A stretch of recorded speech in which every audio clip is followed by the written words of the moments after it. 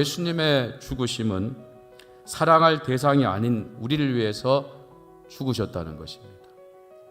오늘 본문을 보게 되면 예수님께서 죽으신 것은 앞서 말씀드린 로미오와 줄리엣과 같은 모습이 있는 게 아니지요. 여러분, 로미오와 줄리엣이 왜 죽었습니까? 평소에 사랑하던 이가 죽었기 때문이에요.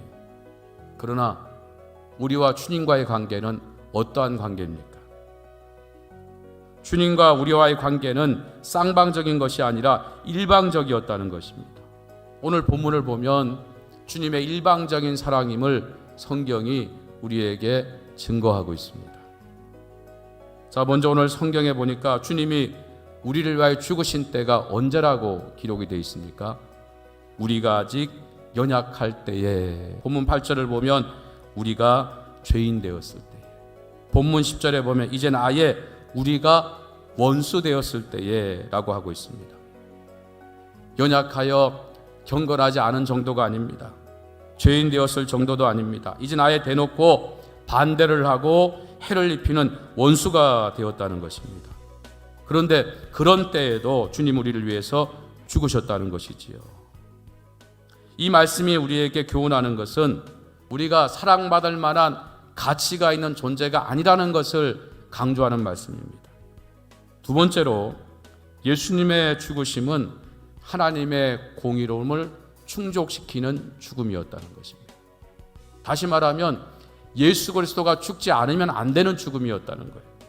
왜냐하면 그리스도의 죽으심은 죄인을 위한 대속의 죽으심이었기 때문입니다. 사랑의 하나님은 죄인인 우리를 무작정 용서하시는 것이 아니라 죄값을 치러야만 용서하실 수 있는 공의의 하나님이시지요. 그래서 그 하나님의 공의를 충족시키는 죽음이 예수 그리스도의 십자가의 죽음이었다는 것입니다. 세 번째로 예수님의 죽으심으로 우리가 엄청난 큰 은혜를 받았다는 것입니다. 그래서 오늘 본문 8절을 보면 예수 그리스도께서 우리를 위하여 죽으심으로 하나님께서 우리에 대한 자기의 사랑을 확증하셨느니라 말씀합니다.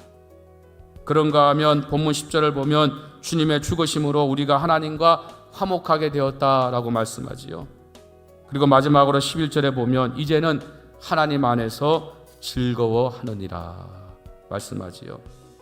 그 십자가 위에서 피 흘려 죽으심으로 말미암아 우리에게 하나님의 사랑을 받게 하시고 하나님과 원수된 자가 아니라 하나님과 화목하게 만드셨고 이제 하나님과 화목하여 구원받은 성도가 되어서 즐거워하는 자가 되게 하신 줄로 믿으시기 바랍니다.